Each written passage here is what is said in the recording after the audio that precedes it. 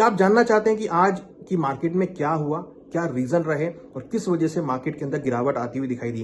तो ये वीडियो आपके लिए है। इस वीडियो को पूरा एंड तक देखें तो आपको क्लैरिटी होगी, आपको समझ में आएगा कि किस लिए मार्केट में आज गिरावट देखने को मिली और आगे की रणनीति क्या हो सकती है। ट्रम्प साहब ने अपना ट्रम्प कार्ड खेल दिया है और इन्होंने अब भारत पर 500% टैरिफ लगाने की बात करी है। उन्होंने कहा है कि क्लियरली अब जो भी देश रशिया से क्रूड ऑयल लेगा उस पर 500% का टैरिफ लगेगा, चाहे वो इंडिया हो, चाहे चाइना हो, चाहे ब्राजील हो या कोई भी देश हो। हालांकि ऑलरेडी इंडिया, चाइना, ब्राजील के ऊपर टैरिफ लगे हुए हैं, मगर उन्होंने एक बिल पास कर दिया है कि जो देश अब आगे भी रशिया से क्रूड ऑयल लेंगे उस पर 500% का टैरिफ देखने को मिलेगा। तो कहीं ना कहीं इस न्यूज के आने के बाद, हालांकि 2 दिन पहले इन्होंने धमकी दी थी कि वो टैरिफ लगाएंगे, अब उन्होंने 500% का एक फिगर लेकर आए हैं कि 500% टैरिफ लगेगा। तो इसका मतलब कि उसकी वजह से हमने देखा कि कहीं ना कहीं भारतीय बाजारों में उसका नेगेटिव इंपैक्ट आज देखने को मिला और हमने देखा कि आज निफ्टी करीबन, अगर आप देखेंगे तो करीबन 263 पॉइंट की गिरावट के साथ 25,876 के लेवल पे क्लोज होती हुई नजर आई। वही हमने देखा बैंक निफ्टी के अंदर भी बड़ी गिरावट देखने को मिली। और वहीं अगर हम बात करें सेंसेक्स की, तो सेंसेक्स के अंदर भी हमने एक सेलिंग प्रेशर आते हुए देखा और सेंसेक्स करीबन 780 पॉइंट की गिरावट के साथ 84,180 के लेवल पे ट्रेड होता हुआ नजर आया।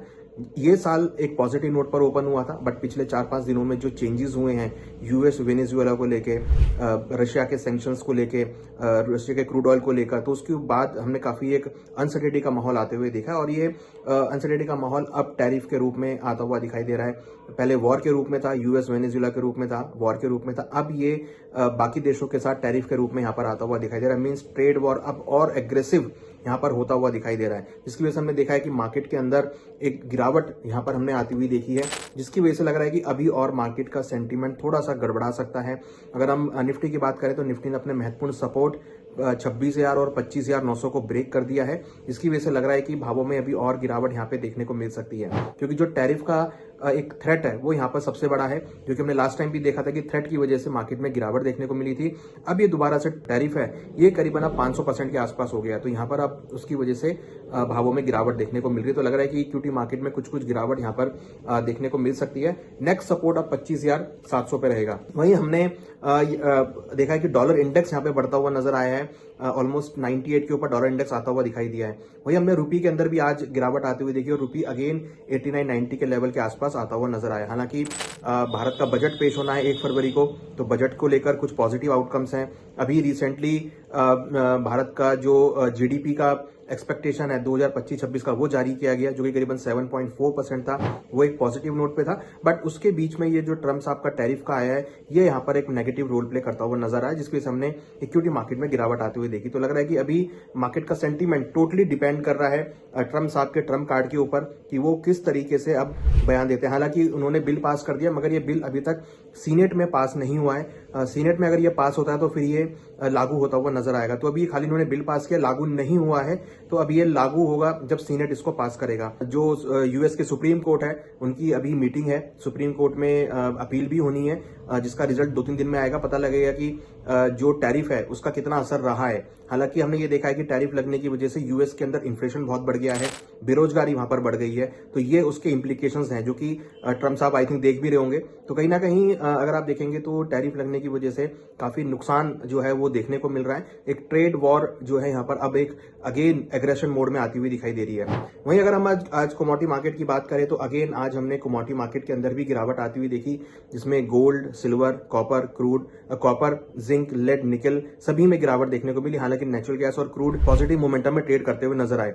गोल्ड के अंदर अगर आप देखेंगे तो ऑलमोस्ट करीबन 1000 से ज्यादा रुपए की गिरावट हम गोल्ड में होती हुई देख रहे हैं। गोल्ड अगर आप देखेंगे तो यहाँ पर डोमेस्टिक मार्केट में ऑलमोस्ट कहीं ना कहीं इंटरनेशनल मार्केट की अगर बात करें तो सबसे पहले गोल्ड का भाव अब 4415 के लेवल पर आता हुआ दिखाई दे रहा है। यहाँ पर भी गिरावट देखने को मिल रही है। और अगर हम एमसीएक्स की बात करें, डोमेस्टिक मार्केट की बात करें, तो गोल्ड के भावों में करीबन 1300 पॉइंट की गिरावट है और 1,36,600 के लेवल पे ट्रेड होता हुआ नजर आ रहा है। वहीं अगर हम बात करें सिल्वर की, तो सिल्वर के भाव अब $74 के आसपास आते हुए दिखाई दे रहे हैं। करीबन कल की क्लोजिंग से करीबन $4 डाउन है। और अगर हम बात करें डोमेस्टिक मार्केट की, तो डोमेस्टिक मार्केट में करीबन 11,000 पॉइंट की 12,000 पॉइंट की गिरावट हो चुकी है और अब सिल्वर का भाव 2,38,000 के आसपास ट्रेड करता हुआ नजर आ रहा है। वहीं अगर हम बात करें कॉपर की, तो कॉपर के अंदर भी हमने यहाँ पर जो गिरावट है वो बढ़ती हुई देखी है। कल के मुकाबले अगर हम बात करें तो कॉपर के भाव में भी गिरावट देखने को मिली है और कॉपर का भाव ऑलमोस्ट 3% के आसपास ट्रेड होके 1270 के आसपास आता हुआ नजर आ रहा है। तो इवन अगर आप देखेंगे तो क्रूड के अंदर एक बढ़त देखने को मिली है। यहाँ पर अगर हम देखें तो एक जो इंडेक्स है ब्लूमबर्ग कमोडिटी इंडेक्स, जिसमें रीशफलिंग की बात हो रही है, जिसमें सिल्वर का पहले बहुत बड़ा पार्ट था इन्वेस्टमेंट का, अब उसको रीशफल करके एनर्जी और बेस मेटल में शिफ्ट करने की बात कर रहे हैं। तो अगर वो रीशफल होगा तो हो सकता है कि 4 या 5% उनके इंडेक्स में से सिल्वर में बिकवाली देखने को मिल सकती है, जिसकी वजह से सिल्वर में एक गिरावट देखने को मिल रही है। प्लस यहाँ पे एनर्जी में जो तेजी आ रही है, क्योंकि उन्होंने क्लियर बोला है कि वो रीशफल करेंगे, सिल्वर का वजन घटा के सिल्वर को की जो क्वांटिटी उसको कम करके एनर्जी और कॉपर को ऐड करेंगे। तो हो सकता है कि उसकी वजह से इंडस्ट्रियल मेटल में अगेन आपको तेजी देखने को मिले, क्रूड के अंदर तेजी देखने को मिल रही है। तो अगर आप देखेंगे तो ओवरऑल मार्केट का सेंटीमेंट अभी फिलहाल थोड़ा सा एक प्रॉफिट बुकिंग का दिख रहा है। इक्विटी मार्केट में बात करें तो टैरिफ का इशू आता हुआ दिख रहा है। कमोडिटी मार्केट की बात करें तो इंडेक्स रीशफलिंग की वजह से एक सेलिंग प्रेशर आता हुआ दिख रहा है। तो अगर हम बात करें अक्रॉस द बोर्ड, यहाँ पे कहीं ना कहीं थोड़ी सी प्रॉफिट बुकिंग जो है वो यहाँ पर आती हुई दिखाई दे रही है, या यूं बोले कि डॉलर इंडेक्स में तेजी आने की वजह से कमोडिटी मार्केट में गिरावट देखने को मिल रही है। वहीं अगर हम बात करें बिटकॉइन की, तो बिटकॉइन के अंदर भी आज गिरावट देखने को मिली है। करीबन 2% के आसपास बिटकॉइन वापस अब 90,000 के नीचे आता हुआ दिखाई दिया। अभी हमने रिसेंटली देखा था 3 दिन पहले 94,800 तक गया था, अब वहां से गिरावट आती हुई दिखाई दे रही है। तो जितनी भी एसेट क्लास हैं सभी के अंदर गिरावट देखने को मिली है, क्योंकि यहाँ पे डॉलर इंडेक्स और बॉन्ड यील्ड बढ़ती हुई नजर आ रही है। तो अगर आप यहाँ पर डॉलर इंडेक्स की बात करें तो डॉलर इंडेक्स के अंदर एक अच्छा खासा मोमेंटम हमने आते हुए देखा है। पिछले 3 दिनों में करीबन 1% के आसपास डॉलर इंडेक्स इंक्रीज होता हुआ नजर आया है। अभी करीबन 98.79 के आसपास चल रहा है। तो डॉलर इंडेक्स में मजबूती की वजह से हमने सभी एसेट क्लास में गिरावट आती हुई देखी, और लग रहा है कि ये गिरावट कुछ यहाँ पर एक्सटेंड हो सकती है। तो इसलिए थोड़ा सा कॉशियस रहने की जरूरत है और देखना है कि अब आगे ट्रम्प साहब किस तरीके का ट्रम्प कार्ड चलते हैं।